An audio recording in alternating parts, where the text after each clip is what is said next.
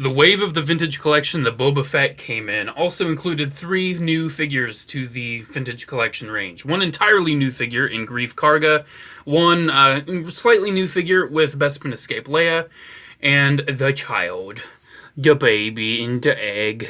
So yes, 3 new figures to add to the 3¼ inch collection. We're basically drip fed these nowadays, but every single drop is just delicious. So let's get into it. I just gotta say, I didn't realize how big and how tall Greef Karga was, how tall Carl Weathers is until I got this action figure. Like, I guess he's just a tall guy. Like, look at how big he is next to Leia. And I mean, he's also, let's just bring in a clone, because they're kind of standard figure size. You can see he's pretty tall. I don't know, like, I don't feel like it's coming off on camera as well, but he's definitely taller. I just had to make that point right away before I talked about anything else. But let's just talk about him first. Let's get the others out of the way. Let's talk about his card back first. So, pretty good image of Greef Karga in my opinion. I think it's pretty good. I prefer it when they use like stills, like they did for Leia and the child. But this ain't bad. It's pretty good. It's from a Season 2 appearance. So Black Series got Season 1, TVC gets Season 2. So I think that's pretty, that's a good way to do it. Like, I'm thinking TVC will get, like, either, you know, recovered armor Boba Fett or refurbished armor Boba Fett, and Black Series will get whichever one the TVC doesn't. So yeah, you can see on the back. There was also Zutton. He was also released in this wave, but we've all had Zutton for like 10 years. So, not going to be worried about him. So yeah, pretty good card back in my opinion. That's a good choice. And then the figure itself. My brother, when he first looked at it, said it's probably just going to be a traffic cone kind of figure, because looking at his costume, it probably won't afford for too much articulation. Not the case. He's pretty posable. Let's just get right to it, because I've already mentioned it. He's got a ball joint at the head, like the dumbbell joint, so it gets a lot of range and tilt and everything. Ball hinges at the shoulders. Really nice deep ball hinges at the elbows there. He has up and down at both wrists. They're finally starting to understand that this is basically the only useful point of wrist articulation. It's very rare you need to do this with your action figure, unless it's like a Jedi that needs to do that. I don't know, I feel like the up and down, especially if they got guns, that's the way to go. The torso, just lifting it up so you can see, is on a ball joint, and all these clothes don't really impact it much at all. He's got the standard kind of assembly at the hips there, where you can see they're like the hinge swivel. So you can move forward, and go out to the side, thigh swivel, hinge at the knee that goes really deep. It's a really good hinge knee. And then hinge and rocker at the ankle. And I don't think he has a boot cut. No, he does not. Honestly, they're getting to the point where all they have to do is just... like, some people are like, oh, Black Series are more articulated. Can't really say that anymore. The only thing they really got to change is these ball-hinged hips to ball-joint hips. And upsize them, and there you go. That would work perfect. Because look at this sculpt. Look at that face. That looks exactly like Carl Weathers to me. That looks really good. He's got some nice detail on his blaster. Nice little paint. He's made out of nice materials, too. I love the yellow on the inside of the clothes, too. It's so nice. Man, like I said, they drip feed us these now, but every single drop is just delicious. I think it's a good way of putting the current state of vintage collection. We're drip fed, but damn, the drops are tasty. So yeah, you can even holster it on his own. I love when you can actually articulate an action figure to holster their own weapon. I think it's great. So yeah, you can put that in the holster. Not too much else to say. That's why I do these TVC figures in groups for the reviews, because, I mean, there really isn't too much to say about them. They are what they are, and what they are is pretty damn good. Like, that is great, man. So we got Mando, and we got Cara, we got Greef. Now we just need that blue guy, and then the jeans guy, and then we'll have it all complete. So yeah, there we go. There's Greef Karga. Let's set him off to the side as like mission complete, figure reviewed. Cha-ching! Alright, so next up, let's talk about Princess Leia, Bespin Escape. She's escaped Bespin, everybody! Hooray! Really nice picture. I like the blue. Empire Strikes Back. It's a good card, man. We're already at 187. Oh my goodness. I think we're almost to 200. So that's exciting. If we're not there already, yikes. So yeah, I have no idea why they reissued those two out of all of them. Why those two? Should have been the Black Series, Leia and Anakin from Attack of the Clones they reissued. So, there's Leia. Here is the figure. So this figure, I remember they showed the CGI prototype, like the CGI mock-up, like a year before this thing even came out, which is kind of funny. Even though this thing is basically just a reuse and repurposing of Hoth Leia. Obviously, it's the same costume, just stripped of like her gloves and like her, thing, and then different boots. It is literally in universe the same costume. She just put on the clothes she had before, because that's all she had. But yeah, you can see they repurposed a lot. I think they gave her a brand new torso as well. You can see the details there are kind of different. She's not as lanky under the jacket because she doesn't need to accommodate a jacket anymore. But she still has like some of that kind of odd proportion. I don't know. I remember someone was like, "Oh man, the hips are wider than the shoulders. She looks really ugly." It's like, dude. Number one, he was saying that any woman who has hips wider than their shoulders is, shoulders wider than their hips. That's what he was saying. He was saying the shoulders are wider than the hips, so that makes her look really like ugly. And any woman that looks like that's disproportionate and horrible. Let's not body shame people here, but let's just say that the figure is kind of oddly proportioned. It just looks a little odd. Just something about it.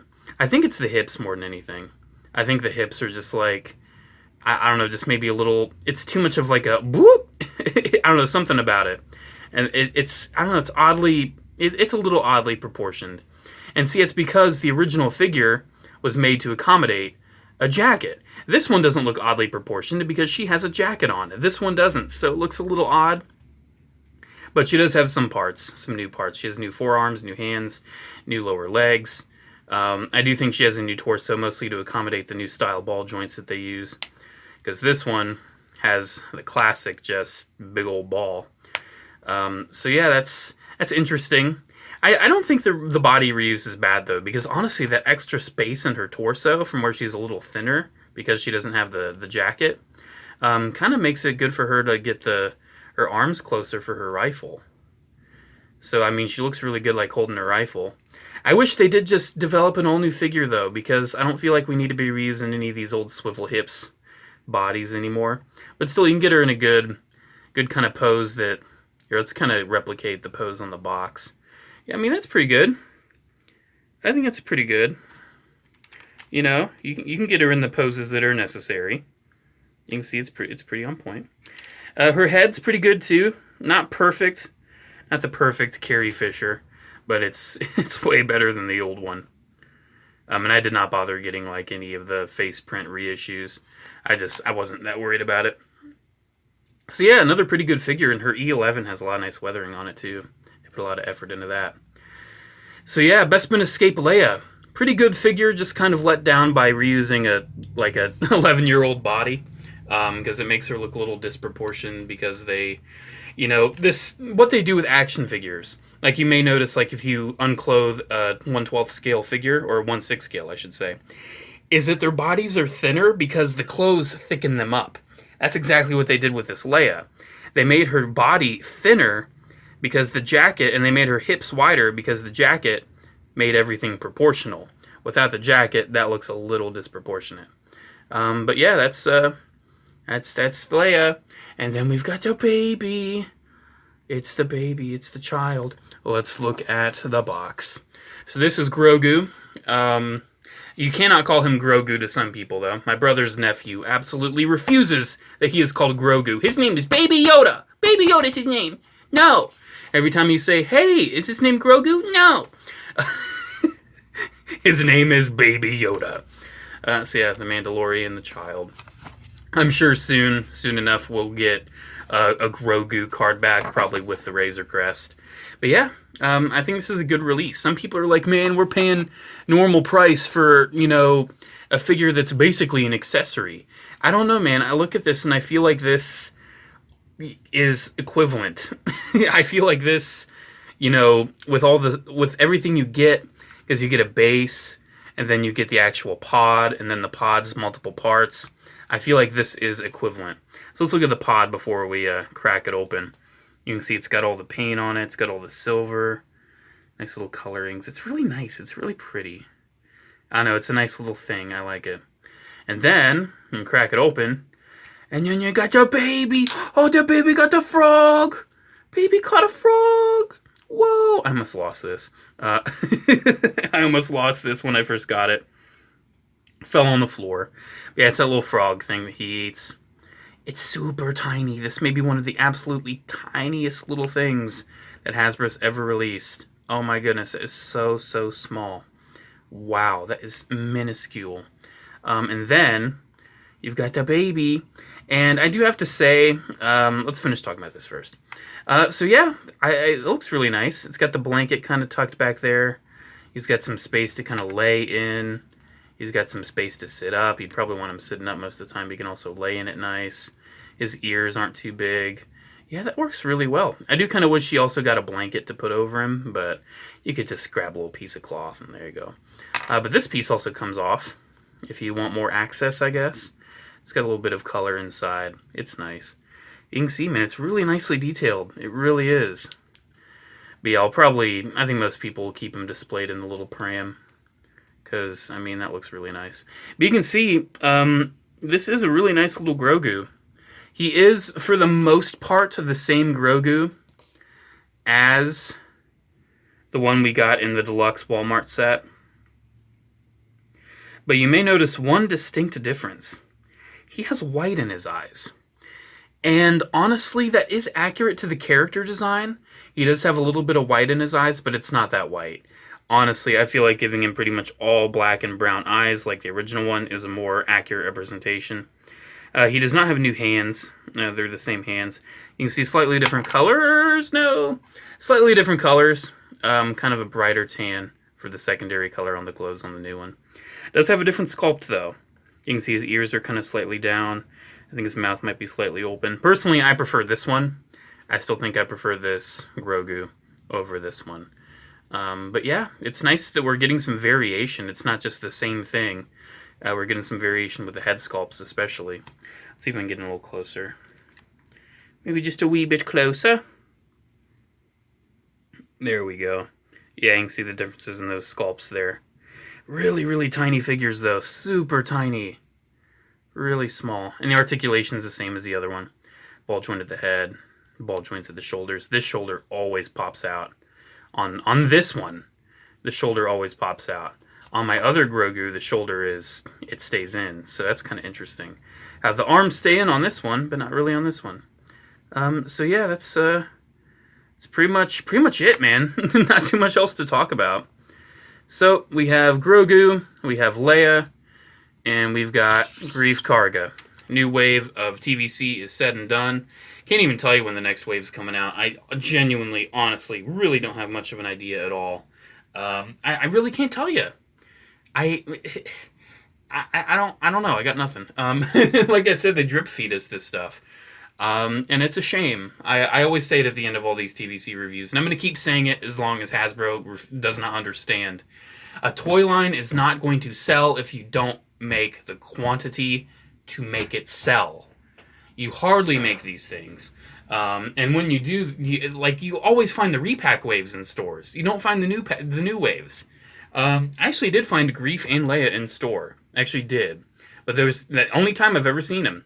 And it was just one each. And then Grogu and Boba Fett I never found. I had to wait for my pre-orders to come in on those. But yeah, it's a shame. If they would pump these out more, if they would release better character selection, because this is a pretty good character selection. Look, you don't find them in stores. That means any of the ones that go in stores are gone. They sell. So yeah, man, it's a shame.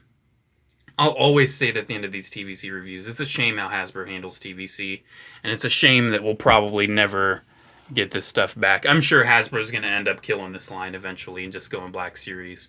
That's my prediction. Give it a few years. Hasbro's... I kind of have a conspiracy theory that Hasbro's trying to intentionally kill this line because Black Series makes more money, because it's pretty much the same development cost for each scale, pretty much same parts count, but there's way bigger of a profit margin and market for Black Series, so they're trying to kill TVC. That's my theory. I'm going to stick to it for now. Because honestly, besides the fandom, in a business sense, it's not the most popular thing anymore. Of course, it's not the most popular. They made it the least popular because they didn't make enough. Anyways, I'm gonna stop rambling about my TVC conspiracy theories. Let me know what your theories are on why vintage collection isn't as prominent as it used to be. Is it market trends because 6 inches is more popular? Because it's always fluctuated. Like 3 3/4 inch used to be the thing, 5 inch used to be the thing, 6 inches is now the thing. It's weird. It's probably going to change from 6 inch eventually too. I'm sure of it. Alrighty, guys, there we go. That's my review of these. Again, let me know your conspiracy theories. I'm really interested in those. Have a good one, guys. I'll see ya. Bye.